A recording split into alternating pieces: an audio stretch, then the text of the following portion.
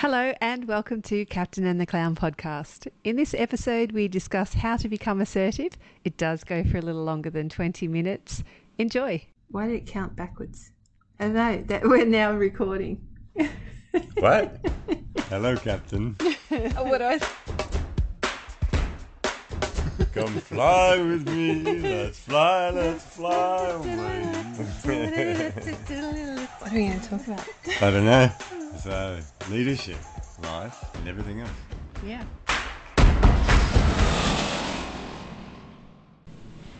And we're live. No, we're recording. Recording, but we're live, you and me. Yes, we are. We are. And welcome aboard. You really don't like that start. Well, I'm going to keep doing it just to annoy you. We're going to talk about assertiveness today. We are. We're up in the Northern Territory again in Darwin. Here for you, you have a few clients you're teaching this week, and one of them you're teaching to how to develop assertiveness. Yeah. I ran that course the other day, and I love that course. It's an eye-opener for a lot of people, because it certainly was an eye-opener for me. Yeah. So, Guy, I consider you very assertive. And have you always been assertive? Absolutely not. It's something I have actively worked on for a long, long time. I know I've joked with you in the past that I grew up a shy, sensitive, insecure little sook. I'm still a sook. I cry in movies, but I'm not shy or sensitive anymore. And I worked on my confidence, and I noticed that as my confidence was growing, that so was my assertiveness. They're related, but they're not the same thing. But it's something I've actively worked on myself. What about you? You're quite assertive now. Have you always been assertive? Oh, definitely not. I was tall and shy and awkward, and definitely not assertive. I would let things go. I would step back. I would try and blend in. Definitely, yes. Not assertive. No. Yeah, no, that was the same as me. I tried to blend in rather than be seen, and I certainly had to work on my assertiveness. Guy, how would you define assertiveness then?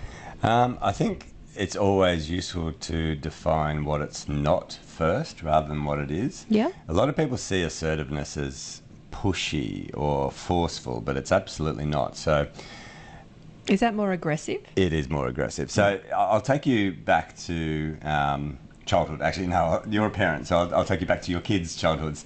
Do you remember when your babies were born? If all of their worldly needs were met, so they'd been fed, they were warm, they were content, they'd just sit there drooling on themselves, wouldn't they? Yeah. I describe that as a very passive state. So they're just passively accepting what's going on, right? Yes. But when they were hungry, or they're cold or they're scared, they'd change, wouldn't they? Yeah. You'd hear it from them when they'd react. They'd Absolutely. react quite out loud. And now I wouldn't call that aggression, but it's almost like they're fighting for something. Well, they're communicating. They're communicating in the only way they can. That's right. Yeah, through a reaction. So passive is where you don't stick up for your rights. You sit back and you just allow the world to happen the way it's happening. So it's very much, you're not sticking up for yourself. Yeah. So passive people sit back and just let the world happen to them. And that was very much me growing up. Aggressive people stick up for themselves. They fight for their right to party. Yeah, so they're very much, no, I'm going to get what I want, and they're going to do it with force. So assertiveness is different to that, whereas assertive people stick up for themselves, but they do it whilst respecting the rights of others. Yeah. So okay. it's respecting your own rights. It's sticking up for your own rights whilst respecting the rights of others. So that's what assertiveness is. And then we've got the combination of the bottom two, and I call them the bottom two because they're just reactions. To be assertive, you've actually got to think before you act. So that passive is a reaction, assertive is a reaction, and then you've got passive aggressive. Oh, sorry, hold on. I said assertive. Yeah, aggression is a reaction. Yeah. But then you've got passive aggressive. Yeah. Yeah. What's your experience with passive aggressive? There's been some relationships, professional and personal, where there's the passive aggressive sort of behavior where you are something is asked of you, but the tone is not. There's a hidden meaning. Oh, absolutely. Yeah. It's not pleasant. No, it's not, is it? No, it's not. and I'd hate for that to be in the workplace as well. That could awful. be quite toxic, I'd imagine. Yeah. It's where people have got a tone behind what they're communicating, so you can actually hear that there's a different message there. Yeah. Another form of passive aggressive is excluding people. Oh, that's almost bullying, isn't it? Yeah, isolating people from a group. The silent treatment in relationships. Oh, my goodness, yes. Or it's indirect. It's indirect aggression. Yeah. So I'll give you an example. I love coffee, and I'd often leave a coffee cup on the bench because I'd be using it again later to make another coffee, and I always use the same cup. And I'd often hear this: "Are you going to be using that again?" And what they were actually saying to me is, can you put that thing in the dishwasher, because I want my house to look like a display home just in case somebody comes through the front door and judges me based on my cleanliness. Or the stomping around the house after, you've accidentally left a towel on the floor. Yeah, so instead of saying, hey, you left a towel on the floor, I'm just going to stomp. I'm going to make sounds with my feet, and then you have to find out what I'm saying through my actions. Yes. Yeah. That's forms of passive aggressive, and we're all guilty of that. So can I share with you my experience of moving from passive to, unfortunately, then aggressive, then passive aggressive, then ultimately to assertive? So you've had a journey. I have had a big journey. So this is something I've actively worked on. So have you ever stood in a queue, Michelle? Yes. And someone's cut in? Yes. How did you feel? Oh, seriously, I would be in jail for the things that go through my mind while smiling, but I'm thinking what I'm going to do to you. Yes. And you kept it inside, didn't you? I did. Yeah, I was the same. So I would stand in a queue, somebody would cut in, and I'd be fuming inside. But being a passive person, I wouldn't say a thing. I wouldn't stick up for myself or the other people in the queue. And how long do you think that stayed with me, Michelle? Well past you'd gone through the queue. Yeah, months. I'd be thinking about this. Okay. Oh, so much time later. Because I used to always regret not being able to stick up for myself, not being able to, say, hey, there's a queue here. And it really annoyed me because I wasn't doing what I wanted to do. I wasn't doing... Was this that you were still upset about someone pushing in, or upset about how you reacted or didn't react? At first I thought it was me being upset at them, but I became a little bit more self-aware, and I realised I wasn't angry at them, I was angry at myself, because I didn't stick up for myself. I didn't say what I wanted to say. So then I thought, all right, I'm not going to let that happen anymore. And regrettably, the next thing I did is I became passive-aggressive. Normally, most people turn from passive to aggressive, then passive-aggressive, but no, I went to passive-aggressive. So I remember standing in a queue once and somebody cut in, and instead of talking to them, I spoke to the person standing behind me and I said, somebody doesn't know how to use a queue. So instead of talking to the actual person who's done the wrong thing, I spoke to somebody behind me, and I thought I did it loud enough for the other person to hear, but maybe they did, maybe they didn't, but it was ridiculous. And have a guess how long that stayed with me. A long time also. A long time, because again, I wasn't sticking up for myself. And at first I thought I was angry at the person who cut in, but no, ultimately I was angry at myself. I was disappointed in myself because I didn't stick up for myself. Yeah. And then the third time, I'm now thinking, I've got to stick up for myself. And I remember this time distinctly. I was at Sydney Airport, and as you know, you have to line up going through security, even though you captains seem to just walk through somehow. I do miss that. I think that's a great thing. Get you on the plane first because you're flying, I think. Oh, no, it's straight to the coffee shop. Oh, there we go. And so I was lining up, getting ready to go through security, and this guy was dragging his partner, his lady.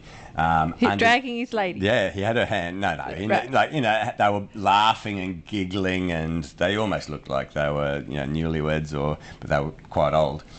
And he was dragging her underneath the bollards, and they cut in the line. They went straight to the front of the security queue in front of a whole heap of us. And I don't know, there's something about being at the airport, and I have read that your adrenaline levels are much, much higher by the time you get to the airport, especially the international airport. This was domestic though.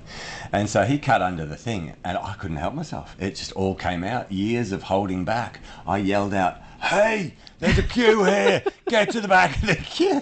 And so I'm aggressively, this is one of the first times in my entire life that I'm yelling out, and my reaction was way bigger than what it needed to be, because I think this is years and years of not sticking up for myself all coming out at once.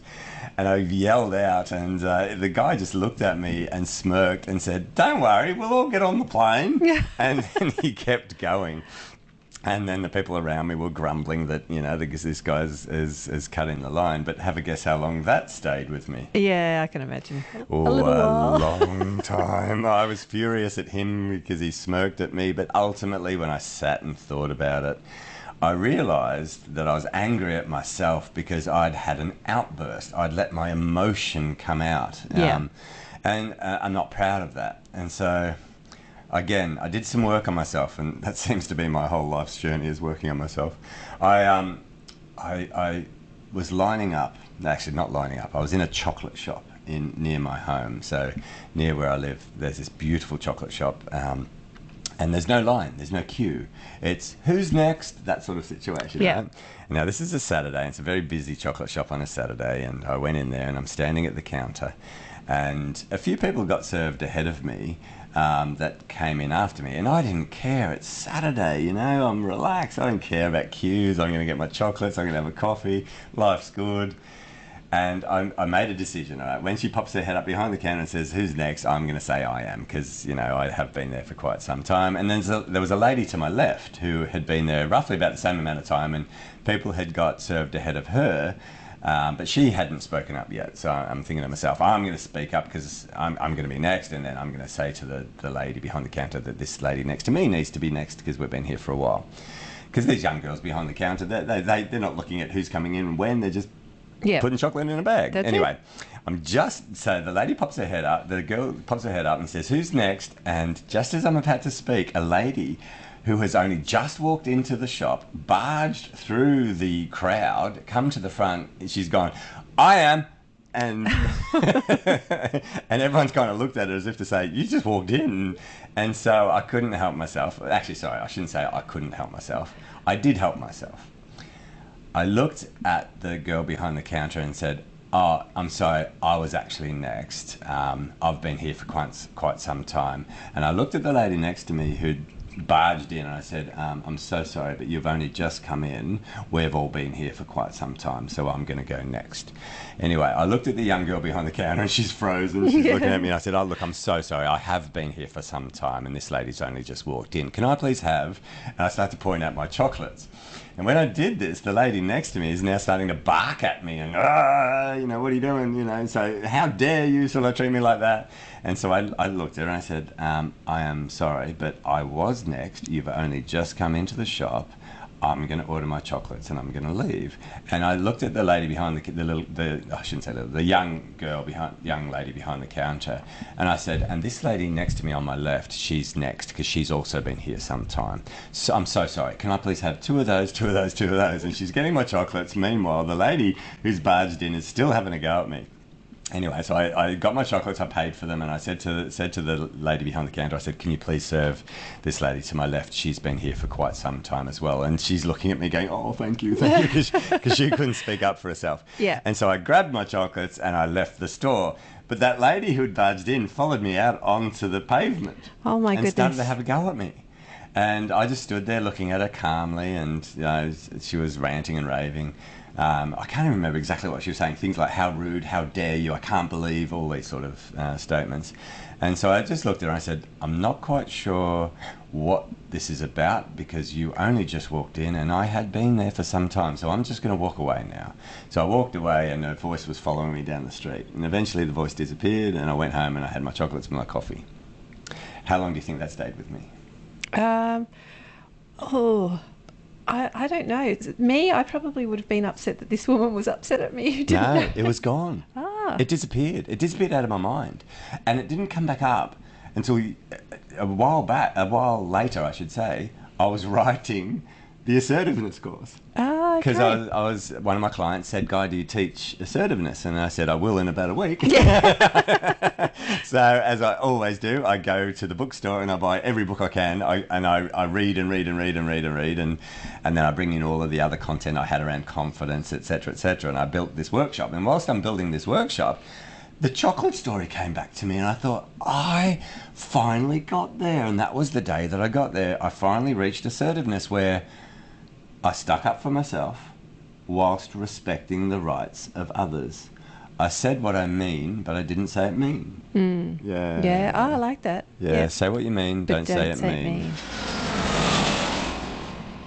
I can't tell you where that quote comes from either. It's embarrassing. Do you want to know? Yeah. It comes from the Housewives of Beverly Hills. Oh my goodness. I wasn't watching it. You said that it wasn't you that watched it. It wasn't me that watched it. Somebody that I used to be in a relationship with watched it, and she mentioned to me that quote, and I thought, oh, I love that quote. Where'd that come from? She said, the Housewives of Beverly Hills. I said, oh, I can't quote that show.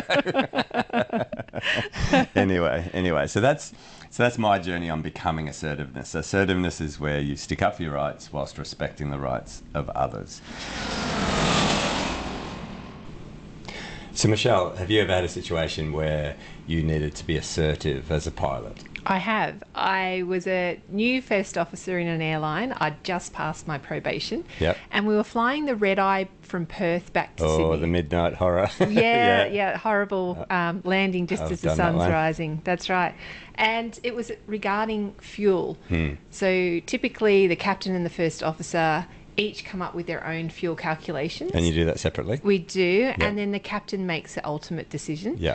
And my fuel was almost double that of the captain on this So your particular flight. calculations were double his. Yeah, but That's a big difference. There is a big difference, but I also understood I was fairly green. Yeah. And erred on the side of caution more so. However, when I put my case forward as And to why were you estimating at double the fuel? Because there was going to be, in my observation of the significant weather chart, there was going to be fog in Sydney. Oh, okay. So you're reading the weather patterns. Yeah, which And he then- did too. Okay, so then you're determining that you probably need some extra fuel if the fog's in. Yes. Okay. Yes, either to get somewhere else or to hold until we could do an instrument approach into So a Sydney. contingency of fuel. Yes. Yep. But the flight plan that was attached to the weather, that was attached to the flight plan did not have any indication of fog. Okay, so you're using your experience and knowledge of the weather to predict that this is possible, it might happen. Yeah. Okay. Yeah. And he just didn't want to. He said, no, there's no requirement. It's not on the weather forecast. We're just taking my fuel. Okay. And again, I re-looked at it and I thought, no, I'm not comfortable at all with this. And you're new. I am new, and I didn't want to cause waves. However, it was a safety issue, and I thought I have to speak up. So I said, I'm not happy to go with your flight fuel. Yep. And he rightly said, I'm the captain, and if you're not happy with it, you can remove yourself. So a little backwards and forwards in my head about, I'm going to upset people, but I just don't feel right about this. I shook his hand and removed myself from the flight. And he shook your hand back? He did, Okay, yeah. yep. So I then had to call crewing and let them know, and they called back with their duty pilot, and he said to me, get back on, they'll take your fuel. And I said, he told me to take my fuel. I said, I'm actually removed myself from the aircraft. He rang the captain said, okay, we'll take your fuel. Now, so you stood your ground. I did. And you got some backup from... I did. Okay, yep. Yeah, so the company's never going to a safety issue, Yep. of course. Yeah. So then, the flight, we took off with the fuel that I wanted, and we 200 miles out of Sydney, we get a hazard alert warning over the air traffic control, and there's fog. Yeah. So there was no I told you so or anything. It was just we had the fuel. Yeah. And we came in behind Qantas aircraft, and they were the first ones in that morning. So we were the second aircraft in. It was just nice to have that reassurance that we could bug out and go to another airport. So you had enough fuel to bug out if you couldn't land? Yes, but we did hear other aircraft didn't have enough fuel, and they had to land in Newcastle. And Oh, wow. Yeah. Okay. So you stood up for yourself. Yes. You did it in a respectful way. Yeah. You respected his rights, but you were assertive. Years later, I flew with that captain, and I know he respected me and my knowledge, and knowing that I would speak up if there was something that I didn't see that was wrong. And that's the Or was thing. right. That's the fear that you have, that you're going to be damaging the relationship when you do speak up for yourself. But as you've just pointed out, people will respect you if you do it in an assertive way rather than an aggressive way. That's right. Yeah, Yes. especially if it turns out to be true. Yeah. Yes, lovely story. There were times all through the training where we were trained, encouraged, almost mandated to be assertive. So communication is a big thing in aviation, whether you're single crew, so you're flying by yourself, you've got passengers you need to talk to, talking to air traffic control, talking to everybody, the refueler, etc., everyone. So because it is very much a safety issue, if there's anything that is outside of the parameters of safety or outside your parameters that you require, you must speak up. And unfortunately, we've seen on shows like Air Crash Investigations, and it used to be Black Box series on the ABC, where a lot of accidents and incidents in aircraft were because one or both didn't speak up. So communication issues between the pilot and the absolutely, and first it's officer. so important. So I think I remember reading this in a book called Freakonomics. Have you heard of that book? I have. You've spoken of it. Yeah, sorry, I have to.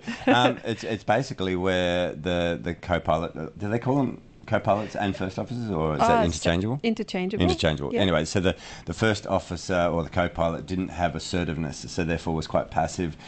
Culturally, yes, they were quite passive, and so they didn't speak up when things were going wrong, and that led to a lot of crashes. Oh, look, that culture is a big issue as far as assertiveness goes. I was training some students, international students. I remember when I was coming through the ranks, building hours, and I was a flight instructor. There were some students who could fly very well if you told them exactly what to do, but if anything outside of that came in, they were unable to process it. So I recall one time I'd sent this student first solo, and I was sitting on the scare chair, which is the chair down next to the runway, and looking at my student thinking, okay, just doing one circuit, so a takeoff, upwind, crosswind, downwind, base, and final to land, and then pick me up. That was the instruction. He knew what to do. Except every time he turned on to final, he then went around, so he didn't land. He continued upwind, climbed up again. Are you in communication with him? I'm not. You're I not? didn't Okay. have a radio with me, but every time. So he did this 3 times, and I'm starting to get a bit worried here. Like, I'm proud of him for feeling that he wasn't in a good place to land. So rather than, the safe thing is to stay in the air. But I'm now thinking, okay, something's happening here. So I rang on my mobile, the control tower, and asked, what's happening with that aircraft? My student's first solo, which they knew. And they said, we're asking him to follow the Cherokee, which is a Piper aircraft, a nickname for a Piper aircraft, a Cherokee. And he said that he couldn't see it. Now, actually, sorry, he didn't say he couldn't see it. He just didn't answer. And then his next communication would be going around. So that was all that he was saying, going around, which is when he'd climb up again, upwind, and continue back in the circuit. Yeah. I did ask the tower, can you please make him land, give him clearance to land, and so, and keep other traffic away from him. He did land on that circuit and picked me up. We went back to the flying school, and then we sat down and debriefed, and I said to him, what was the problem? Why did you not feel that you could land on those? And he said, they kept asking me to follow the turkey. The turkey. And rather than say he couldn't see it or he didn't know what they were talking about, He just I didn't speak up. say. He didn't have the assertiveness to That's right. speak up. That's Okay. right. So, yeah, rather than, and he was trying to save face, and he didn't feel confident in speaking up. Yeah. So that was great. That was a good lesson for me as well. So as far as the cultural differences, language also, and just how to deal with training or developing assertiveness in my students when I was training.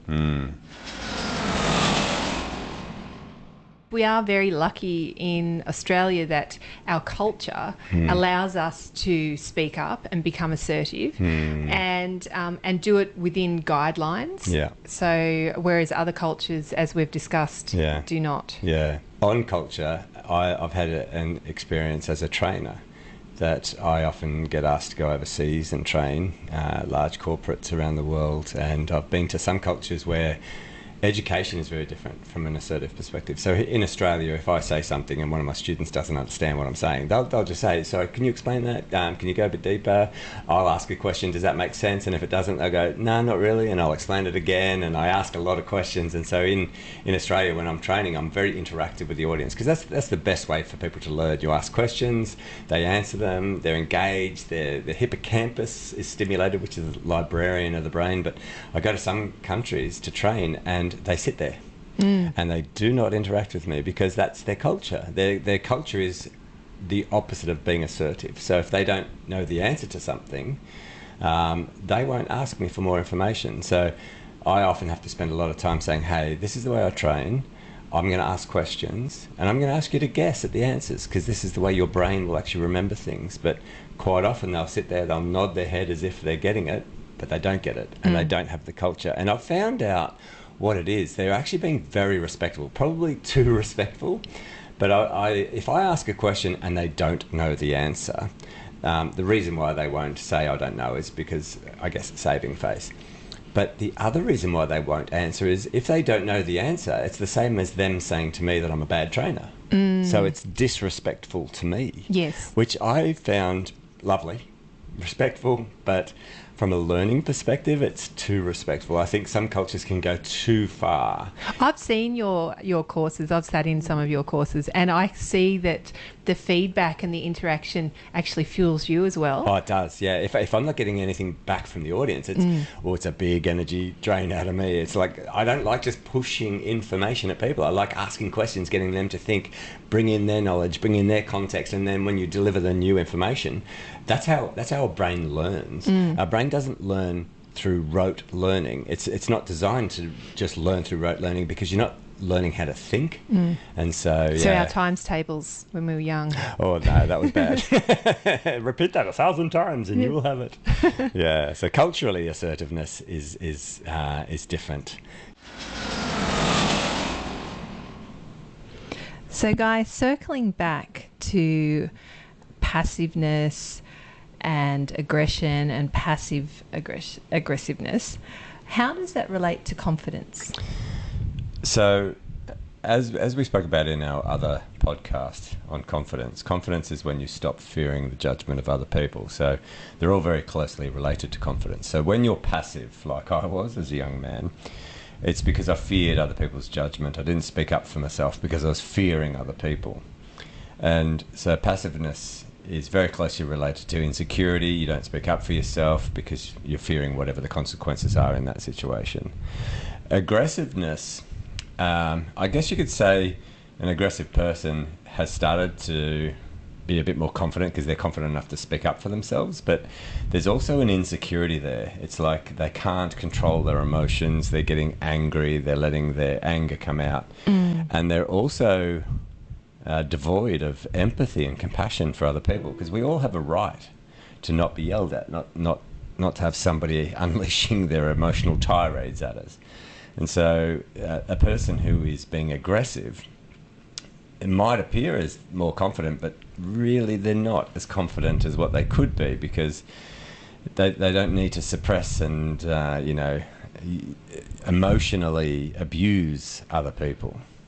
And then moving to passive aggressive. Now passive aggressive kind of appears a little bit more respectful, I guess, because you're holding the aggression back. But again, it's somebody who is indirectly aggressive, and therefore that's related to insecurity as well. They don't have confidence.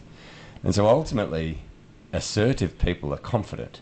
They don't fear the judgment of other people when they're speaking up for themselves, but they've also got a healthy dose of respect and empathy for others, which means that they can say what they want to say and respect the other person at the same time. So, and that comes from a deep-seated level of confidence where and empathy. It's because when you're a confident person, you will also start to develop empathy for others because it moves away from arrogance. There's also, I'd imagine, that there needs to be a feeling of psychological safety, because if somebody is being assertive, whilst you said there's confidence and it's not fearing the judgment of others, there's also, if it's in a career or a work situation, that there is no recourse. So by speaking up, and potentially what you were talking about with some of these other carriers that you read in that book that you were talking about, the fact that if they spoke up and were assertive about something that was wrong, that potentially they would lose their job. Yeah. And you see that a lot in workplaces where people don't speak up because they fear the consequences. They might have a manager who's a bit of a tyrant and has an ego and is also very, very insecure. So they tend to micromanage. They tend to not give people a voice, which then, like you said before, would lead to a lack of psychological safety in that sort of situation. Yeah. So I guess ultimately we should all be aiming for assertiveness. We should all be aiming to be able to stick up for ourselves whilst respect the rights of others. And it's a conscious thing. It takes time. It took me years to develop assertiveness. It took practice. It took overcoming fears. And I coined a term many years ago called Life University. I think life is, I think we're going to have a whole podcast on this topic, but life is going to throw challenges at you. And at the end of every day, I like to sit down and think about who I was on that day, how I behaved and how I reacted. So did I behave in an assertive way? Did I behave in an aggressive way? Was I passive aggressive? Was I passive? Did I sit back? And not every situation is going to require assertiveness. We had a meal the other day. Do you recall the steak meal that we had the other day? Oh yes, yeah. It wasn't the best. It wasn't as well. Yours was. Mine though. Was perfect. You had this steak and it was absolutely sensational. I think my steak may have even cost more, and it came out and it was the toughest, leatheriest, most awful steak I've ever had. But we both sat there and looked at each other and decided, no, we're not going to say anything during the meal. And can you remember why we said that? Because we were scared of what the chef would do to the meal. Yeah, because we could have been assertive I could have been assertive in that moment. I could have said to the young waitress, I could have said, hey, I'm really sorry, this steak, it's beyond well done. I like medium rare steak and it's beyond well done. And it's almost impossible to cut through. I could have said that politely to her, but the problem is when she goes back into the kitchen, we don't know what her translation is going to be to the chef, who then, from our experiences and knowledge about the some people who work in the food industry, not all, but they can be a little bit, I guess, what's the word? Hurt. Their emotions can be hurt. I worked in a restaurant when I was at uni, and anyone who dared to send anything back, what the chefs did, it was disgusting. Okay, yeah. So there are times to be assertive. There are times to be passive. Sometimes you need to let life just pick your battles. I think it's pick your battles. Pick your battles, yeah. Pick your time. But ultimately, it's something we should all be aiming for, to be assertive, so that we can stick up for ourselves. We can stick up for our rights whilst respecting the rights of others. Fantastic. So what you are saying as a tip for anybody who's wanting to become more assertive or develop their assertiveness is to do that life university. So to, at the end of the day, rehash and then maybe rewrite how you did it? Yeah, rewrite. That's a great term. So you look at how you behaved during the day, identify the areas where you possibly weren't assertive, you didn't stick up for yourself, or maybe you were aggressive, maybe you were passive aggressive, whatever it was, and rewrite it in your head so that next time you're in that same situation, you improve. So back when I was in that queue and people were jumping in and I became aggressive, then passive aggressive, that wasn't based on me planning. That was based on me being angry that I didn't stick up for myself. But over time, I developed this little, routine that at the end of every day, I look through the day. How did I go today? Was I the sort of person I want to be? Was I assertive? Was I respectful? And I plan for what I will do in the same situation if that same situation happens again in the future. Probably about 10 years ago, there was an incident into an Asian port, and it was an Asian carrier. The first officer was this tiny girl, and the captain was a very senior, well-respected pilot, and she was flying with him, and on final approach to land, he had a heart attack. Wow. And his hands were clasped on the throttles, and they were going below glide slope, and she did the calls, but he was not responding, and he couldn't let go of the thrust levers and control column. She wouldn't have known that. Well, she was looking at him, and the only way, and it's like, kudos to her, she's amazing, this girl, and I hope she's still flying.